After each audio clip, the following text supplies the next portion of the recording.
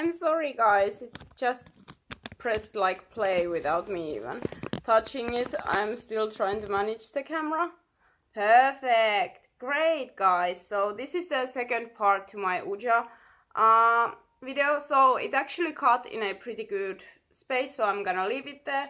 So that's all about the Ouija basically, like how to use it. And now I want to talk to you about my latest Ouija session of like doing it actually. And it felt good, must say. It felt very good. The whole energy in the room was quite nice. I really liked it. There was no negative energies anywhere. Cleansing went well. The ghost actually told me to, or the spirit, to say goodbye, and that's when I concluded the session. It lasted about 30 minutes this time, and I did this to try to reach my grandpa. If you've watched my other video, I told you that my grandpa's ghost came to me, and I really wanted to make a connection to him or ask him if he had anything more to say to me. And so this is basically what happened. So I did all my precautions with my Ouija, and then afterward I decided to start the sessions. I started it, and the first thing I asked, if I remember correctly, was I only want here the love and light kind of like entities and nothing more. And I asked if there are anybody else out here, and the answer went to yes in Finnish, or like yes there is. It's spelled yes there is, basically on, which is Finnish. And so it talked in Finnish most of the times, a little bit English, and actually it came to like conclusion of why it did that. So so I asked it if it's my grandpa who I'm talking to, and it said no. And then I asked if it's like, I asked its name, because that's one of the precautions you want to do, is ask the spirit's name, because thus you can conclude whether or not it's a good spirit. If it doesn't give you a name, or it gives you a made-up name and starts to mock you, then it's probably not a good spirit and you want to close the session. So I asked its name, and it actually said Malid. Malid, which sounds like someone from like Middle East or something. I'm not completely sure, I'm sorry. But yeah, it said Malid, and I was like, okay, it's Malid. And it talked in Finnish, which is one of the things that kind of like contradicts itself, is like if the spirit says its name is something like Brad and it talks to you in Finnish, that's kind of like, okay, why does it talk in Finnish? But we have to remember that we are living at a time when people are moving from country to country. So I kept talking to it because the energy felt quite normal. I'm very keen to sensing bad things when they are around, so I wasn't very worried.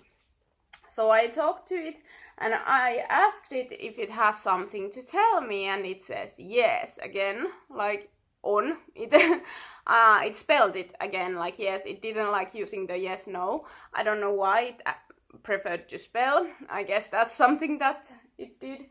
And yeah, the spirit told me, I asked it, what do you want to tell me, Malid?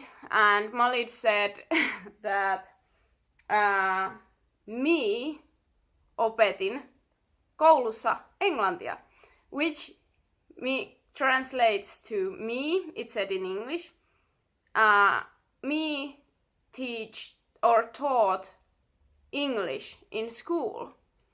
And the fun thing is that my boyfriend actually studies to become an English teacher, so I wonder if Malid knew that, and that's why he told me that, like, in a way, like, oh, I do the same thing as your boyfriend does.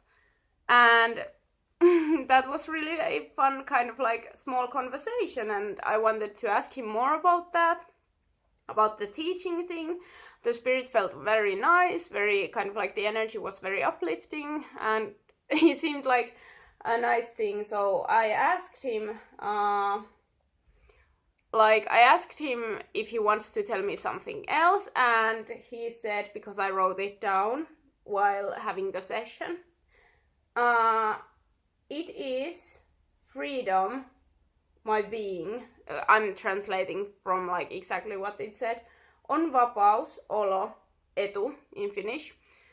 So he kind of said that it's a freedom. It's a privilege to feel freedom. So he basically said, I think, that he's feeling the freedom that he never had now that he's passed on, and he sees it as a privilege. So that was kind of cool. Like, I guess he was saying that he's happy at the other side and positive. So I guess that was a reassurance to me, because I asked him, is my grandpa there? And he said, yeah, like, they're with you? And he said, yes. And I asked, does my grandpa want to tell me something? And he said, yes, he does want to tell you something. And I asked him, through this Ouija board, question mark.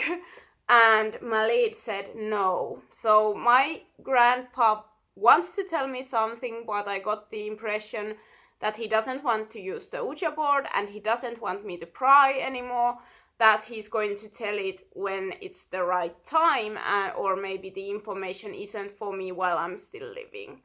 So so that's what I got from it. And after that, Malid said goodbye.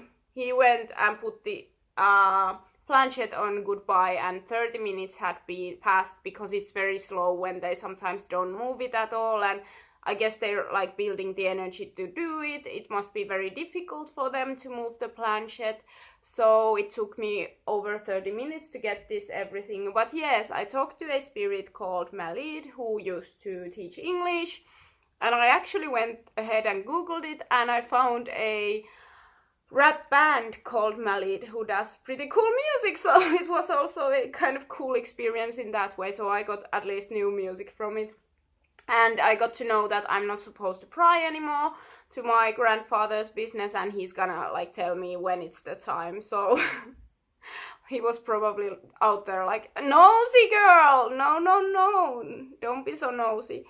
But like, yeah, Malid's spirit seemed very nice, and because he moved the planchette to goodbye, I just decided that yes, I'm gonna respect that, and I'm gonna end the session. That meant that he was done, he wasn't gonna talk to me anymore, and he had said what he wanted, that he's an English teacher, and it's good, he feels freedom now that he's passed on. So that's my experience with the Ouija board today. And afterwards, of course, I did all the cleanses that are used, and I uplifted my own energy. I ate something, drank something, because it takes a lot of energy, because the ghosts do use your energy while communicating. But actually doing the elemental things in the beginning kind of helps, because they can also use the elemental energy that is in the circle, so that kind of helped it. But still, so that was my Ouija experience. I hope you guys liked it, and I want to just take this moment to tell you, if you are not completely sure about what you're doing, I don't want any of you to do Ouija. As I've said, it's only for the people who know what they're doing, and who know how to manipulate their own energy, who know how to bring only good energy, because like attracts like. And also, if you are scared of Ouija, you shouldn't play it, because like attracts like, you are afraid of getting something, you get something bad. So for me, I think why it works is because I've never been afraid of spirits. They've always been something that I felt like they are part of the world and normal things, and you need to be just respectful with them. And I've always seen them as something not that scary, to me at least, and not in a, like, I'm not trying to be disrespectful, but I just don't find them very, like, I might get scared from time to time, like a little bit, but it's the same with people, so I just see them as like passed on people, and they're nothing more nothing less. So maybe that's why Ouija works for me without getting anything bad from it. I might get something bad from it from time to time, so it's not my preferred tool, but for some things like this, when I need exact answers, it's actually a good way. And of course, everything that they say, you need to be aware that they are spirits, and spirits know how to lie too, and they can be quite gesturing. There's the gesturing energy, so they might say something and mean something completely different, so you must take everything with a grain of salt. So if you're looking for like solid, complete fucking yes answers, you might not get those at all. So yeah, I hope this was fun and helpful, and I hope I opened your mind up a little bit about this subject, because I know that many people are very much scared of Ouija, very much probably because there is a reason to be afraid of Ouija. To me, it's like driving a car. It's like giving a car. If you give a car to someone who doesn't know how to drive, they're bound to get into accidents with it. But if you give a car to someone who is a very good driver, you will most likely have a pleasant ride. So that's how you should think about Ouija. You don't want to put it in anyone's hands who doesn't know how to drive it. So yeah, and I see you guys in my next video. I hope this was helpful, and yeah, thank you for watching my videos, bitchlings. Bye bye!